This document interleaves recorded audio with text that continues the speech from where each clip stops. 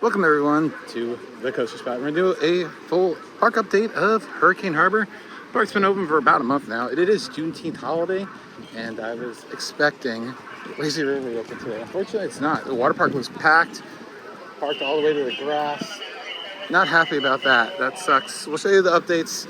The mat racer's open, and then they had to rehab a bunch of the slide towers. So we'll show you all that in today's update. And working on a park tour that should be out in just a few days as well, updated from the last one. So one thing they have done to the water park, which is desperately needed, they've repainted a lot of the slides or refinished a lot of the slides. So refinishing means like over here at the family raft ride, you can see the outside looks all crummy, but the surface itself has been all ground down and polished, so it looks pretty much brand spanking new. Looks like Hurricane Mountain got the same exact treatment, whereas Big Wave Racer got both. And this is reopened. This was closed all of last year to move its line. I don't know why it took that long, and I believe most of it was already finished last year anyways. I felt like it was like an operational savings last year, but great to see. Always a fun little mat racer in the dark with those twisted corkscrew.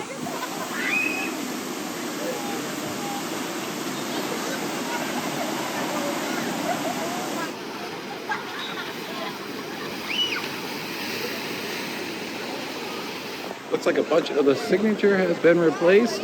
It's to that flat signature. It used to be a little bit more three-dimensional, so it's nice and bright, but it's also kind of boring at the same time. But yeah, this looks fantastic. Very bright looking on Big Bamboo and Reef Runner.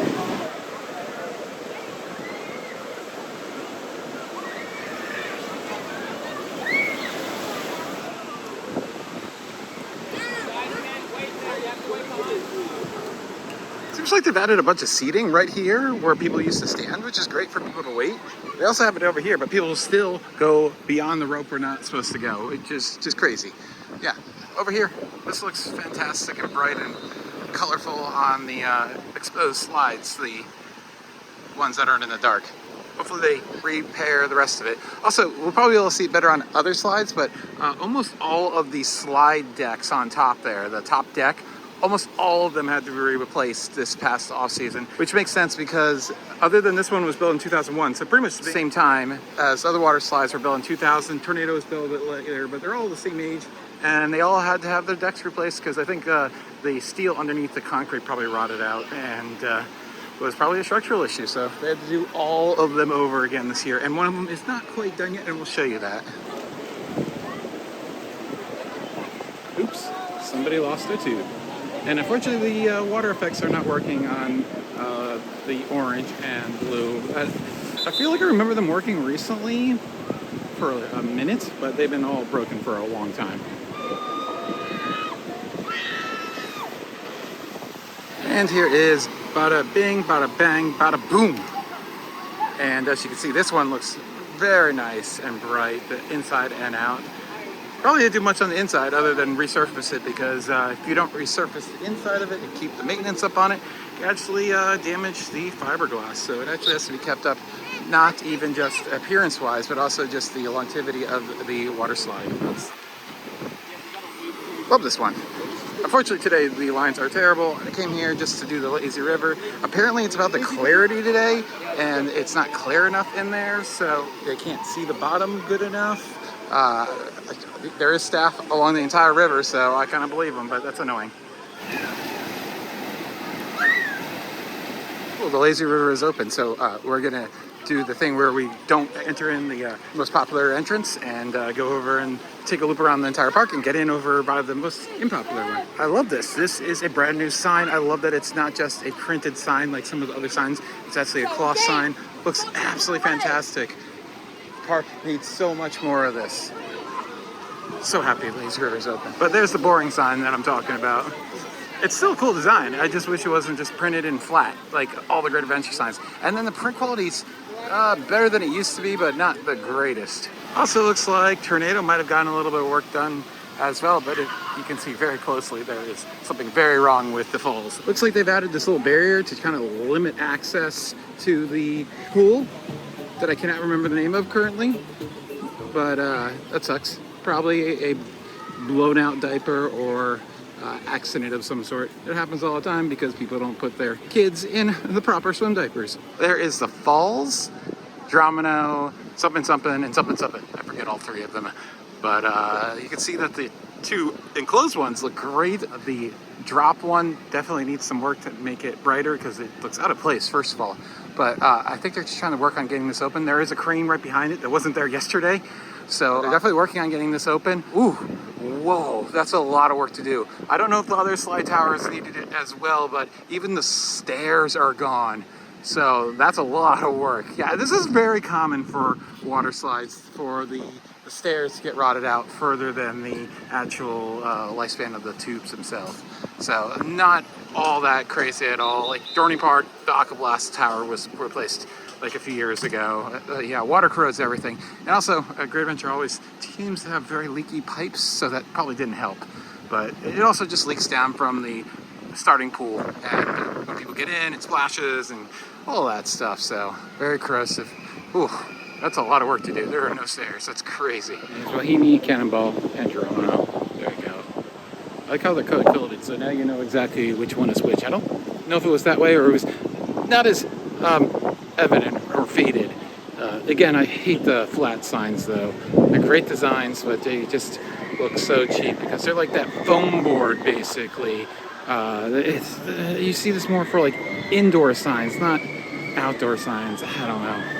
Maybe I'm wrong, but regardless, I appreciate it being replaced, but it also doesn't last as long. These will look like crap in like 3 years, if that long. So yeah, you can see lots of steel just right behind everything working on this one. All the steel is staged behind it, but yeah, that's a lot of work to do. Whoa. And over at the Winds, everything has been replaced. Everything's been repainted. It looks absolutely fantastic. Only thing that really could be redone is the rock theming here. It used to have, you know, the natural or the painted rock look, but over the years it has worn off, especially underwater. So it would be nice if they could finally do that. But a very small little nitpick in the grand scheme of things. It looks fantastic. I love just going in and out of those waterfalls, although you got to watch your balls because those water currents can actually hurt quite a bit.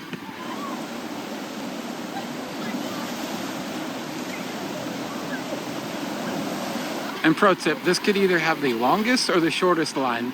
Sometimes people all congregate over here because it's the only slide back here, or sometimes people are just not back here whatsoever. So it's always luck of the draw. Right now, it's pretty much average with everything else.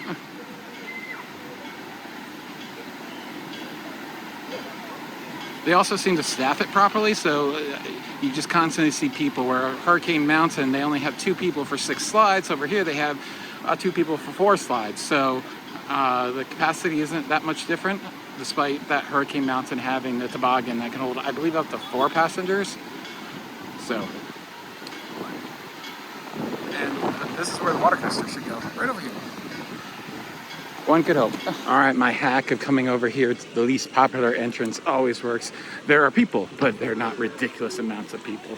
And fun fact, how this is actually supposed to happen is they're supposed to enter over here and be an organized line, but instead you just kind of got to fight for a tube. All right, it took about 15 minutes to get a tube.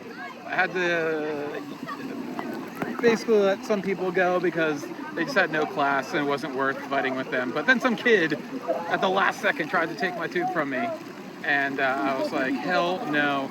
But yeah, there's not a lot of people that get in there or out of there. So it's all kind of an easier experience over there because it's not all for one. And also, there are plenty of double tubes that I could have taken, but I didn't want to take a double tube for just little old me.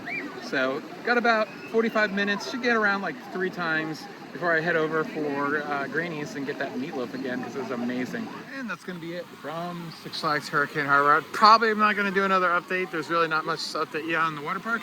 Usually just do a singular update per year, especially when nothing's being built.